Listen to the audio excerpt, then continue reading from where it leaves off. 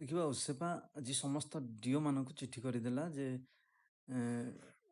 କେମିତି ଓରିଏଣ୍ଟେସନ୍ ପ୍ରୋଗ୍ରାମକୁ ପହଞ୍ଚିବେ ଏବଂ କେତେବେଳେ ତାର ଗେଟ୍ ଏଣ୍ଟ୍ରି ରହିଛି ଏସବୁ ଦେଖିବା।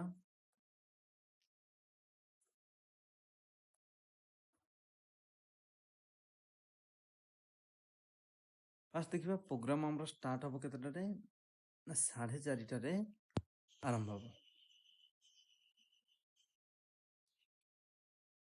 ସେଇ ସମୟରେ ହେବ, ତା ପୂର୍ବରୁ ଆପଣଙ୍କୁ ପହଞ୍ଚିବାକୁ ପଡ଼ିବ।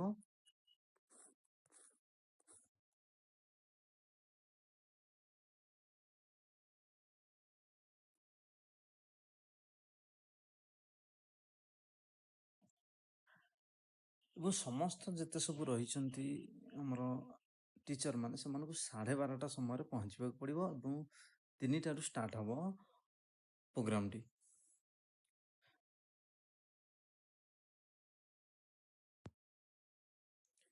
ଏବଂ ସମସ୍ତ ଟିଚର ମାନଙ୍କୁ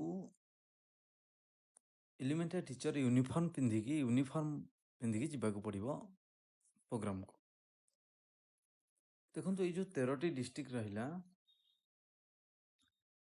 ବଲାଙ୍ଗୀର, ବରଗଡ଼, ଏଇ 13ଟି ଦେଖନ୍ତୁ ସେମାନେ 4 ଅକ୍ଟୋବର 2024ରେ ସେମାନଙ୍କ ବସ୍କୁ ପଠାଇବେ ଡିଓ ମାନେ।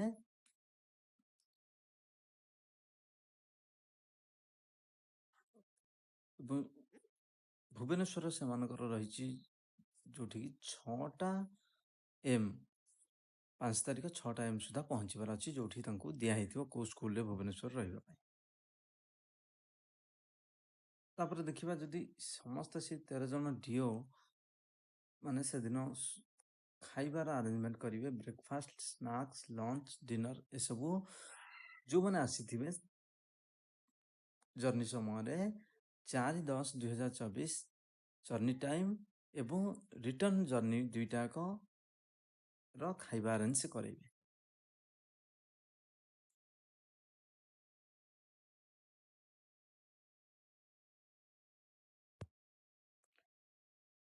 ଏବଂ ସେଠୁ ସେମାନଙ୍କର ଲଞ୍ଚ ଖାଇସାରିବା ପରେ ହକି ଷ୍ଟାଡିୟମରେ ବାହାରି ଯିବେ କେତେ 12:15ରେ।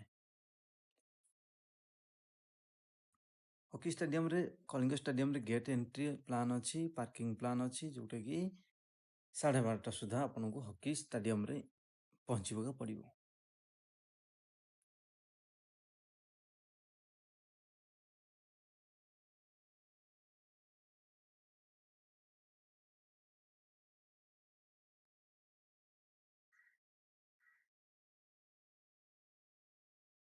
ସେଠି ଆପଣଙ୍କୁ ମିଳିଯିବ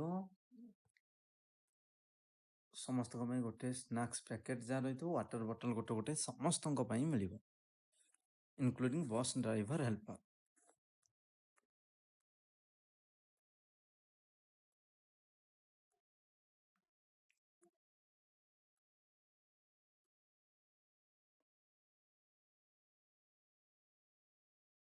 ସେଇ 13ଟି ଜିଲ୍ଲାକୁ ଛାଡ଼ିଦେଲେ ଆଉ ଯେଉଁ 17ଟି ଜିଲ୍ଲା ରହିଲା ସେମାନେ ଯେମିତିକି ବୌଦ୍ଧ, ଗଜପତି, କନ୍ଧମାଳ, ଖୋର୍ଦ୍ଧା, ମୟୂରଭଞ୍ଜ, କଟକ ଏସବୁ ଯେଉଁ ସେମାନେ କ'ଣ କରିବେ ନା 5 ତାରିଖ ଦିନ ଅର୍ଲି ମର୍ଣ୍ଣିଂ ପୁରା ସକାଳୁ ସକାଳୁ ଆପଣ ଯାଇକି ପ୍ରତ୍ୟେକ ଜିଲ୍ଲାର ଗୋଟେ ଆପଣଙ୍କୁ ଦିଆହେଇଥିବ କେଉଁ ସ୍କୁଲ, ସେଇ ସ୍କୁଲଠି ଆପଣ ଯାଇକି ପହଞ୍ଚିବେ ଏବଂ ସେମାନେ ଡାଇରେକ୍ଟ ଯାଇ କଳିଙ୍ଗ ଷ୍ଟାଡିୟମରେ ଏଣ୍ଟ୍ରି କରିବେ। ସେମାନଙ୍କର ମଧ୍ୟ ସେମିତି ଫୁଡ ଆରେଞ୍ଜମେଣ୍ଟ ରହିବ, ବ୍ରେକଫାଷ୍ଟ, ସ୍ନାକ୍ସ, ଲଞ୍ଚ, ଡିନର ଏସବୁ ରହିବ।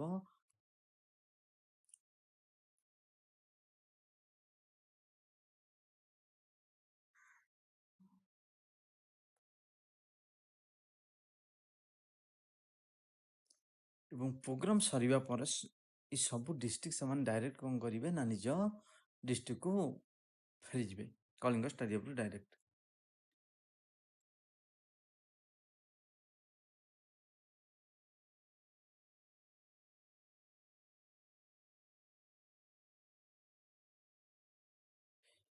ଏବଂ ଯେତେବେଳେ ଫେରିଯିବେ ଯାଇକି ପହଞ୍ଚିବେ ସେଠି ଆପଣଙ୍କୁ ପୁଣି ଯେଉଁ ସ୍କୁଲରୁ ଯାଇଥିବେ ସେଇ ସ୍କୁଲକୁ ରିଟର୍ନ କରିପାରନ୍ତି, କିମ୍ବା ଡିଓ ଆପଣଙ୍କୁ ଯେଉଁ ସ୍କୁଲ କେଉଁ ଇନଷ୍ଟ୍ରକ୍ସନ୍ ଦେବେ ସେଇଠି ଯାଇକି ଆପଣଙ୍କ ରାତିରେ ଆପଣ ରହିପାରିବେ ଏବଂ ତା ପରଦିନ ଆପଣ ଜଏନ୍ କରିବାଟା ଆପଣଙ୍କ ପାଇଁ ବି ଭଲ।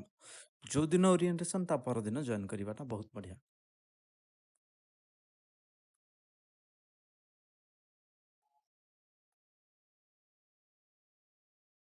ଏବଂ ସେଇ ଆପଣଙ୍କୁ ଡିଓ ମାନେ କ'ଣ କରିବେ, ଆପଣଙ୍କୁ ଗୋଟେ ଆଇ କାର୍ଡ଼ ଦେବେ।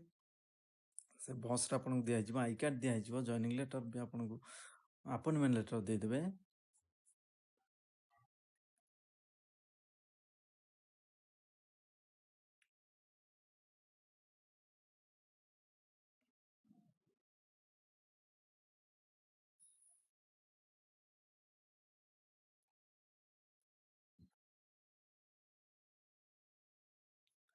ଏବଂ କଳିଙ୍ଗ ଷ୍ଟାଡିୟମକୁ ଆପଣ କେବଳ ଆଇ କାର୍ଡ଼, ୱାଲେଟ୍ ଏବଂ ଫୋନ୍ ବ୍ୟତୀତ ଆଉ କିଛି ବି ନେଇପାରିବେ ନାହିଁ।